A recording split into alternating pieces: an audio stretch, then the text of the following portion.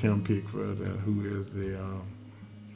who was one of the named plaintiffs, and Mr. Brunton. Because at one time it was Pigford and Brunton, and they merged it, and also was Eddie Ross and Lloyd Schaefer and George Hall, and we organized the Black Farmers lawsuit, and that's why we filed it against the USDA and the government and Dan Glickman. And from that's how the Black Farmers lawsuit got started. Not only I participated in the demonstrations in Washington, Mississippi. Matter of fact, myself and Mr. Pigford and Mr. Brunton and also George Hall, all the named plaintiffs and lead plaintiffs. Matter of fact, we went across the southeast, across the United States, and organized the Black Farmers lawsuit. And to actually find these farmers, to verify what was actually going on, whether it was just going on in Georgia, or whether it was going on in North Carolina, or whether it was going on all across the country. And that's why we went across the country to identify what was really, really going on, because that's the only way you'll know. And we travel across the country, actually travel across the country in a truck and actually find out that this situation was going on all across the country. Same situation we had, not being able to get enough money, getting your money late, and that was causing a lot of these farmers to get in trouble with not being able to service their debts. One of the things that really was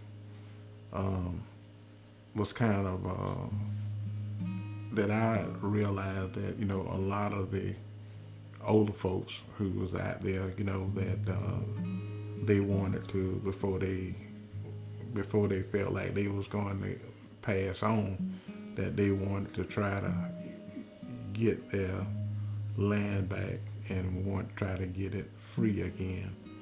And then some of the situations that some of the ones who were working with us, you know, a situation where that some of the farmers who was in the Mississippi Delta area, and that they perished, you know what I mean? They took the land and they went through all kind of situations, and where that even went to prison, put them in prison, and they had no reason to put them in there.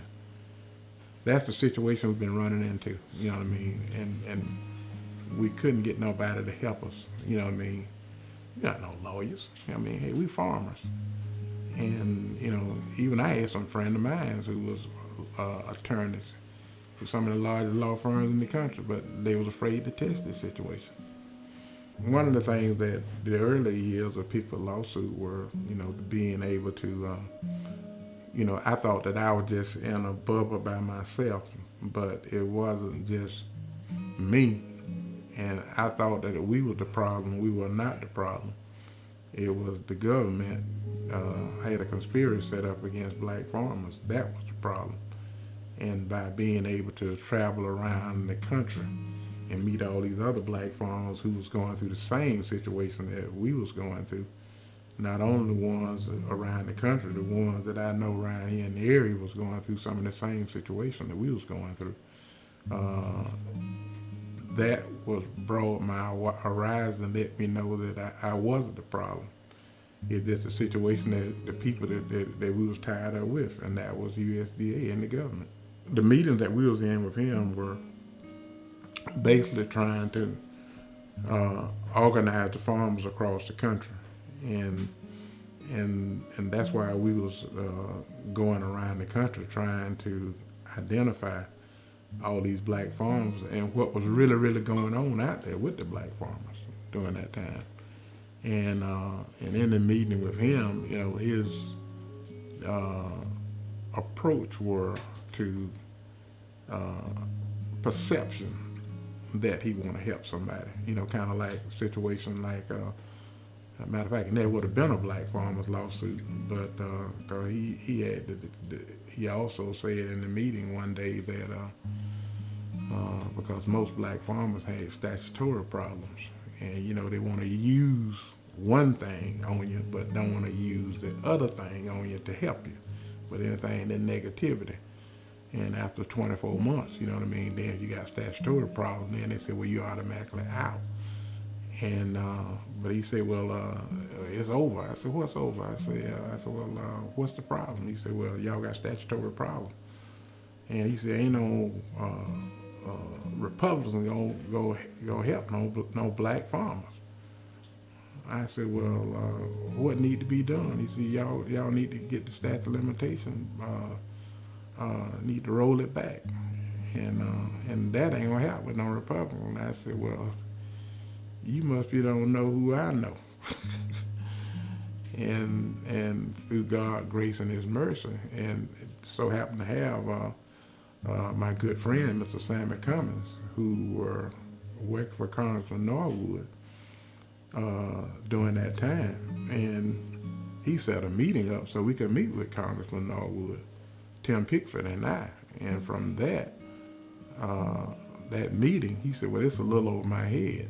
And Newt was the chairman of the House during that time. And from that, I never forget it. As a matter of fact, Senator McKinney was up in the Capitol that day, and we told her where we was heading at. We was going there to meet with Newt, and also Bob Barr was up there that day with him. And Tim Pigford and George Hall and Eddie Ross and myself, we went in there and Sam Taylor had typed up what we need to get done for us rolling the statute of limitation back 13 years to be able for the black farmers lawsuit to move forward. And that's how it moved forward.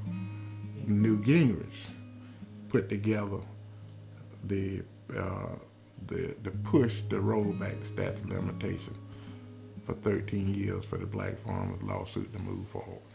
It was simple. It just a matter of him getting the members in the House to vote enough votes to roll it back 13 years. And he said, well, he said, I got a little, he said, what we could do is, he said, well, I know, he's that person, he talk real fast anyway. He said, well, what we'll do is say, we can do this and that and that. And he said, well, I tell you what, I know we have some issues over here, but he said, we could be able to work it out.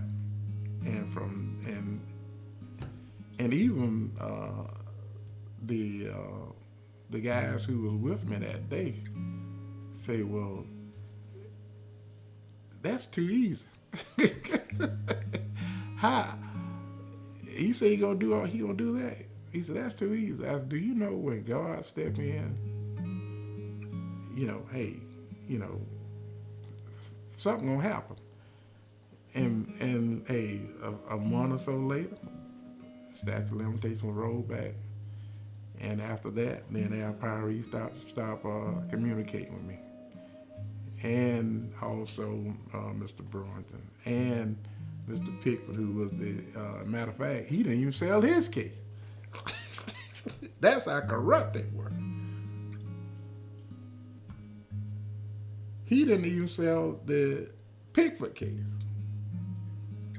And the last time they talked with me, and they were hooping and hollering at me, but thank God that I know God, because they were hooping and hollering at me like I was Kuta Kente, telling me I got to go out and find a white, similar situated farmer. How can I go find a white, similar situated farmer?